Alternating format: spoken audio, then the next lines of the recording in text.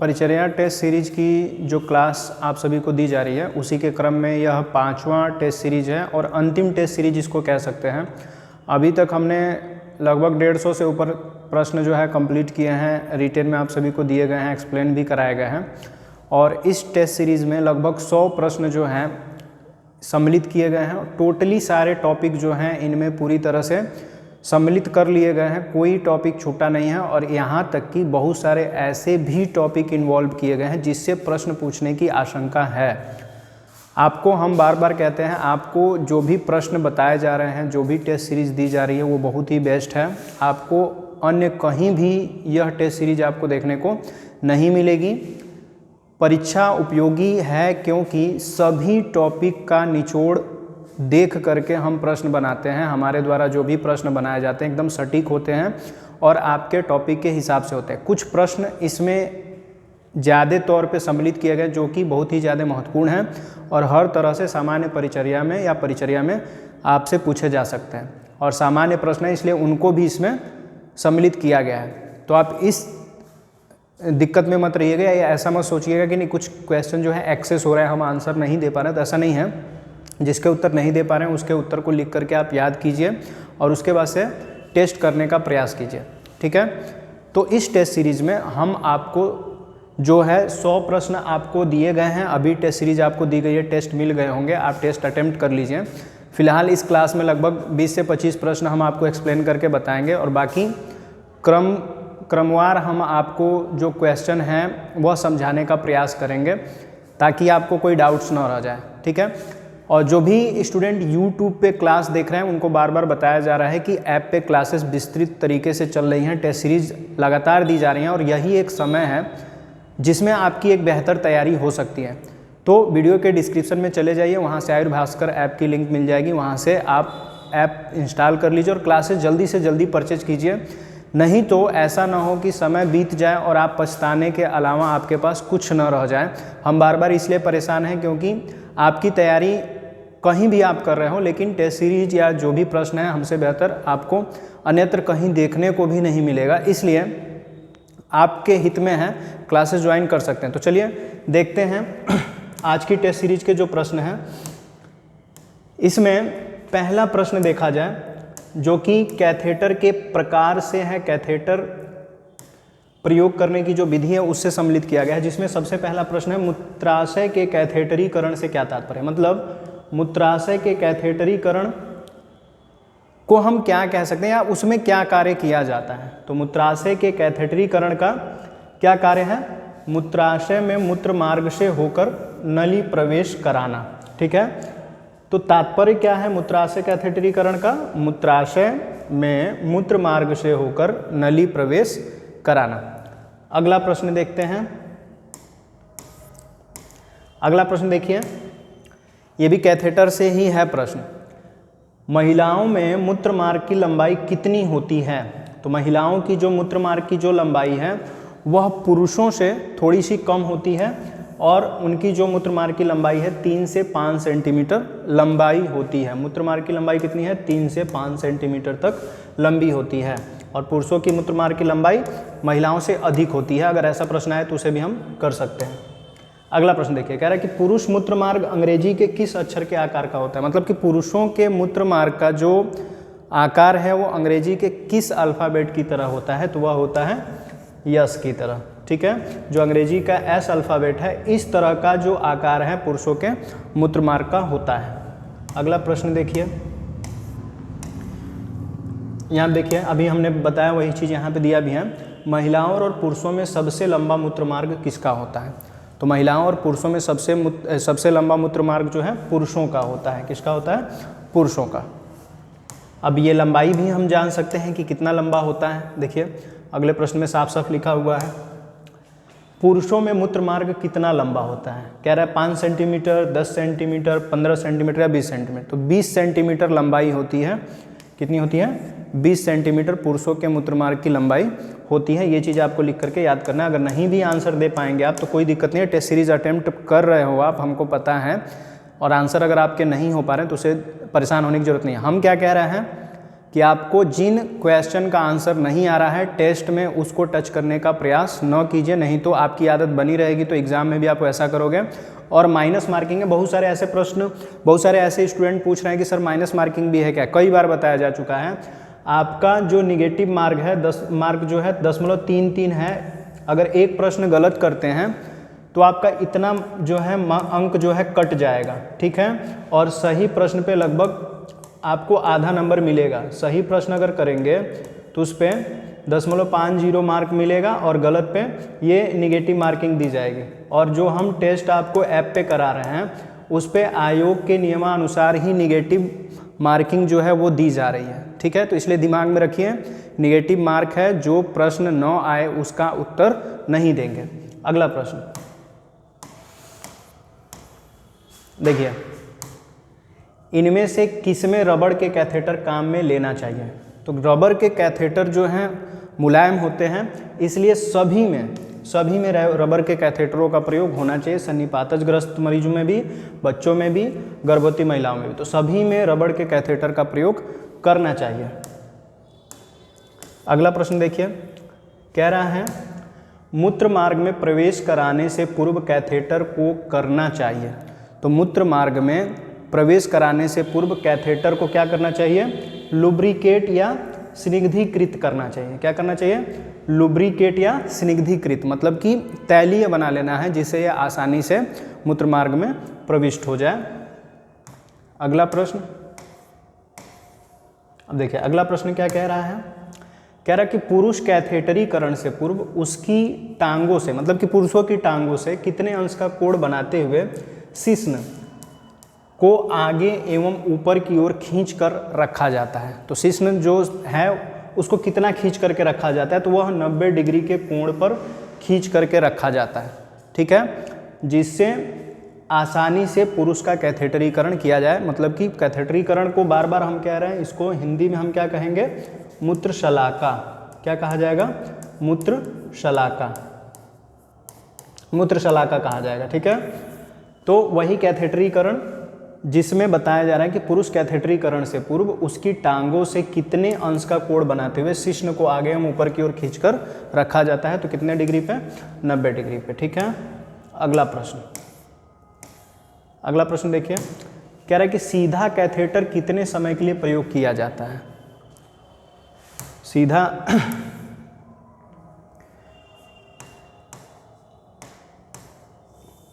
सीधा कैथेटर कितने समय के लिए प्रयोग किया जाता है। तो सीधा कैथेटर कितने समय के लिए प्रयोग किया जाता है, ज़्यादा समय के लिए कह रहा है, कम समय के लिए भी कह रहा है। तो सीधा कैथेटर अपने दिमाग में रखिएगा, वो ज़्यादा समय के लिए भी प्रयोग में लिया जाता है, कम समय के लिए भी प्रयोग में लिया जाता है। इसलिए दोनों वाला ऑप्शन जो है वो सही होगा। सीधा कैथेटर दीर्घकालीन भी है और अल्पकालीन समय के लिए भी प्रयोग में लिया जाता है। अगला प्रश्न देखा जाए, अगला प्रश्न देखिए, कह रहा है प्रतिधारण या अवधारण कैथेटर का प्रयोग कितने समय के लिए किया जाता है। देखिए, प्रतिधारण और अवधारण ये दोनों ऐसे कैथेटर हैं, दोनों ऐसे कैथेटर हैं जिनको हम प्रतिधारण को ही अवधारण कैथेटर भी कहा जाता है। और इनको हम क्या वर्षों तक भी लगा करके रख सकते हैं रोगी में, घंटों तक भी, महीनों तक भी। तो इसलिए इसमें जो ऑप्शन होगा उत्तर में वह होगा सभी। क्या होगा, सभी। मतलब कि जो प्रतिधारण और अवधारण कैथेटर है उसे वर्षों तक, घंटों तक और महीनों तक रोगी में आवश्यकता अनुसार लगा करके छोड़ा जा सकता है, ठीक है। ये कैथेटर से सभी प्रश्न हैं, तो 10 प्रश्न हो गए। अगला प्रश्न ये भी कैथेटर से ही है। देखिए अगला प्रश्न कह रहा है मशरूम टिप, मतलब कि मशरूम टिप का मतलब कि ऐसा कैथेटर जिसका आगे का हिस्सा मशरूम की तरह है, कैथेटर को और क्या कहते हैं। तो मशरूम टिप कैथेटर को पेसर कैथेटर कहा जाता है। कौन सा कैथेटर कहते हैं, पेसर कैथेटर। बाकी त्रिमार्गी कैथेटर, द्विमार्गी कैथेटर और फोली कैथेटर ये दोनों अलग अलग तरह के टाइप हैं, लेकिन पेसर कैथेटर को मशरूम टिप कैथेटर भी कहा जाता है। अगला प्रश्न देखिए, कह रहा है कि शल्य क्रिया से पूर्व की जाने वाली नर्सिंग सेवा कहलाती है। मतलब कि शल्य क्रिया से पहले जो नर्सिंग सेवा होती है उसे हम क्या कहते हैं। तो यहाँ पे देख सकते हैं अंतः शल्यकर्म। तो अंतः शल्य कर्म का मतलब होता है जो अंत में किया जाता है, पश्च शल्य कर्म का मतलब जो शल्य कर्म के बाद में किया जाता है, और मध्य शल्य कर्म का मतलब क्या, जो शल्य कर्म के बीच में किया जाता है। तो कह रहा है कि पूर्व की जाने वाली नर्सिंग सेवा कौन सी है, पूरः शल्य कर्म, मतलब कि नर्सिंग शल्य क्रिया से पहले जो नर्सिंग की जाती है वह है पूरः शल्य कर्म, ठीक है, पहले की। अगला प्रश्न देखिए, अब यहाँ पे देखिए प्रश्न क्या कह रहा है, तीव्र मूत्र अवधारण में अवपात से बचाने के लिए एक बार में मूत्र की कितनी मात्रा निकाल सकते हैं, ये क्या है, निकाल सकते हैं, ठीक है। तो एक बार में कितने मूत्र की मात्रा निकाल सकते हैं। अब अवपात से बचाने के लिए मतलब क्या है, तीव्र मूत्र अवधारण, मतलब कि अगर तेज मूत्र का प्रवाह हो तो अवपात न हो, चीज़ें बाहर न निकले, उसके लिए हम क्या कर सकते हैं, कितने मूत्र की मात्रा निकाल सकते हैं, 750 ml। कितने मूत्र की मात्रा निकल सकती है, 750 ml। ये चीज़ आप याद रखिएगा। अगला प्रश्न कह रहा है, कैथेटर को हल्के हाथों से कितने सेंटीमीटर तक अंदर डाला जा सकता है। तो कैथेटर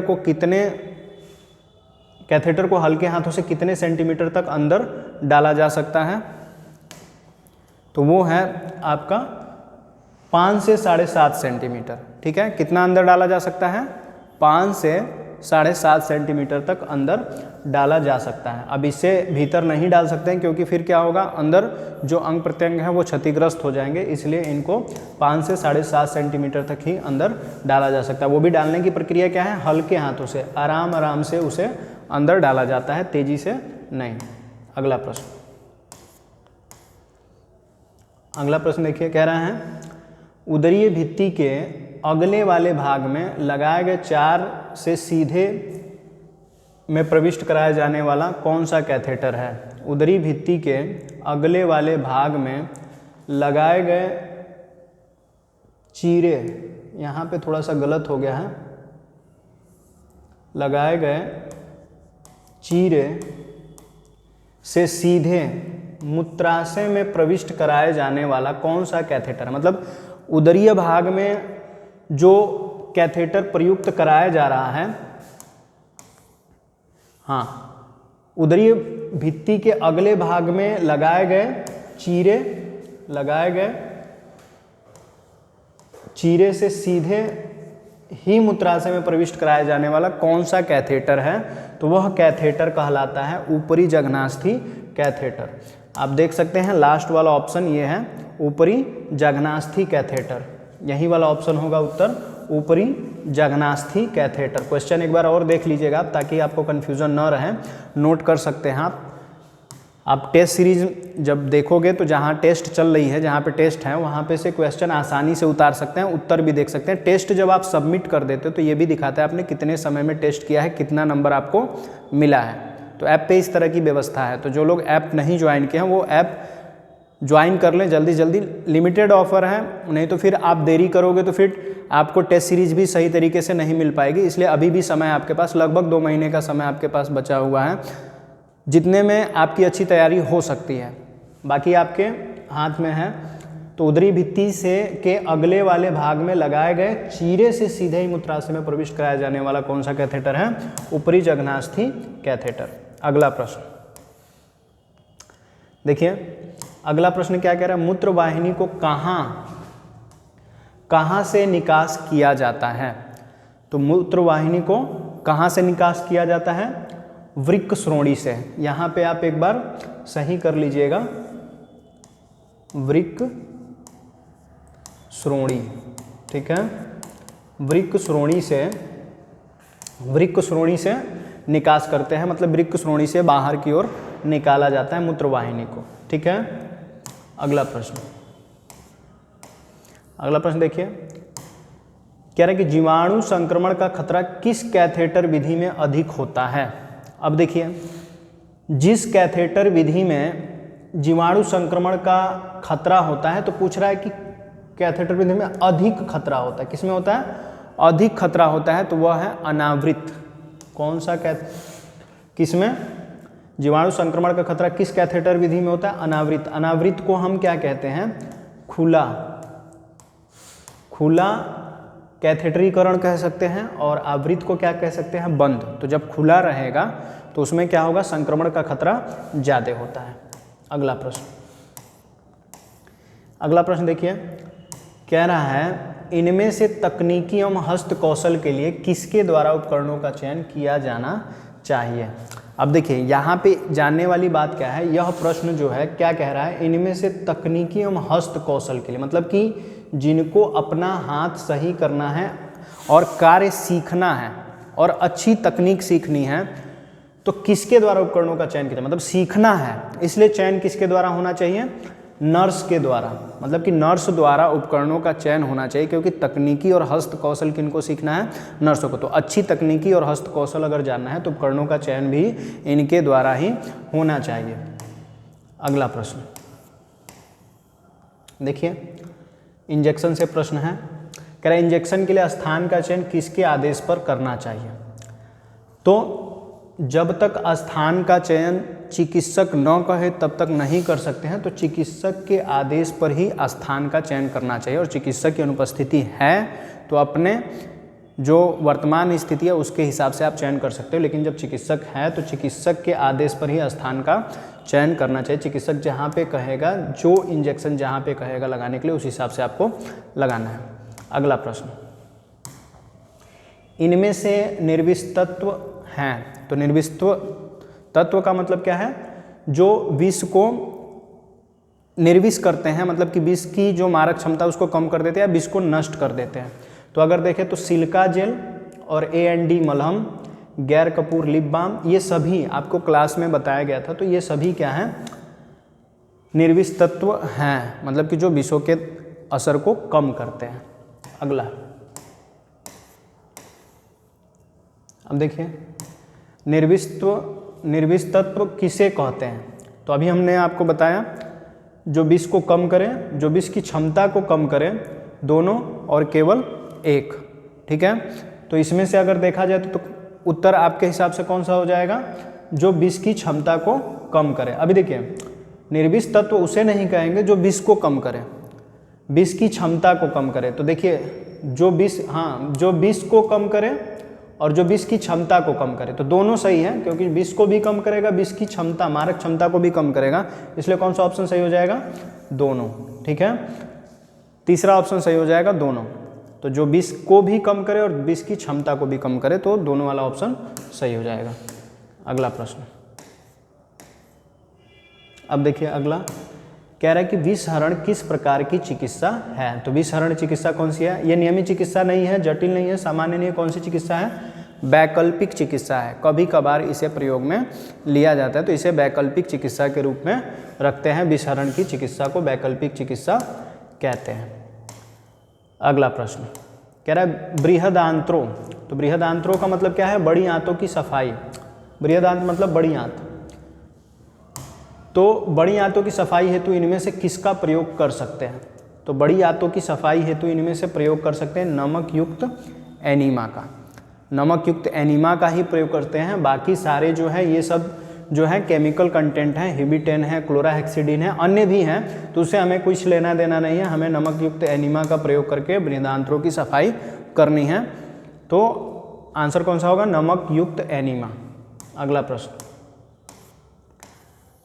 अब देखिए यहाँ पे कह रहे हैं, अगला प्रश्न कह रहा है कि विसंक्रमण किसे कहते हैं। तो विसंक्रमण किसे कहा जा रहा है, सूक्ष्म जीवों की संख्या कम करना, हानिकारक सूक्ष्म जीवों की संख्या कम करना, जीवाणु बीजाणुओं को नष्ट न करना। तो इसमें आपका उत्तर हो जाएगा बी और सी। बी और सी कहने का मतलब क्या है आपका, हानिकारक सूक्ष्म जीवों की संख्या कम करना और जीवाणु बीजाणुओं को नष्ट न करना। सूक्ष्म जीवों की संख्या कम करना ये विसंक्रमण को नहीं कहते, क्योंकि विसंक्रमण वो प्रक्रिया है जिसमें हानिकारक सूक्ष्म जीवों की संख्या कम की जा रही है और साथ में यह भी होता है कि जीवाणु बीजाणु उसमें नष्ट नहीं हो पाते हैं। ठीक है, अगला प्रश्न देखते हैं।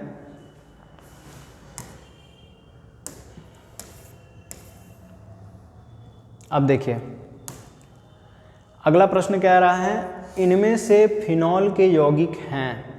तो फिनॉल के कौन से यौगिक हैं। तो फिनॉल जब भी दिखे तो आप यहाँ पे इस पे टिक कर दीजिएगा, कार्बोलिक एसिड, ठीक है। कार्बोलिक एसिड जो है फिनॉल का यौगिक है, पोटेशियम परमैंगनेट नहीं है, डिटॉल नहीं है और हैलोजन नहीं है। तो ये 25 प्रश्न आप सभी को एक्सप्लेनेशन के माध्यम से बताया गया। अगली क्लास में आगे के प्रश्न आपको एक्सप्लेन करके समझा दिए जाएंगे। और सबसे इम्पोर्टेंट चीज़ ये है कि अभी तक जिन्होंने क्लास ज्वाइन नहीं किया वो जल्द से जल्द क्लासेस ज्वाइन कर लें, क्योंकि अब परिचर्या की टेस्ट सीरीज ख़त्म हो चुकी हैं और अगली जो क्लास है आपकी अगले सब्जेक्ट की होगी, उस पर टेस्ट सीरीज बनना तैयार हो जाएगा। तो जिनको लगभग 3 से 4 दिन में उनकी भी टेस्ट सीरीज बना करके कंप्लीट करा दिया जाएगा। और हम क्या बता रहे हैं आपको, प्रत्येक सब्जेक्ट से आपको 250, 200, 300 प्रश्न, जैसा सब्जेक्ट है जैसे टॉपिक है वैसे आपको प्रश्न बना के मिलेंगे। तो टोटली मेरे हिसाब से अगर देखा जाए तो 2500 से 3000 प्रश्न जो हैं आपके पूरे सिलेबस से बन जाएंगे और एक कंबाइन क्लास आपकी चलेगी जिसमें सारे प्रश्नों का निचोड़ आपको बताया जाएगा। तो आप अपनी तैयारी करते रहिए और जो प्रश्न आपको नहीं आ रहे हैं उन्हें टेस्ट में छोड़ने की आदत डालते रहिए। और समय आपके पास भरपूर रहेगा एग्ज़ाम में, 3 घंटे का समय है, 170 प्रश्न हैं, 10 मिनट एक्स्ट्रा है आपके पास। तो अच्छे तरीके से आप प्रश्नों को पढ़ के उत्तर दीजिए।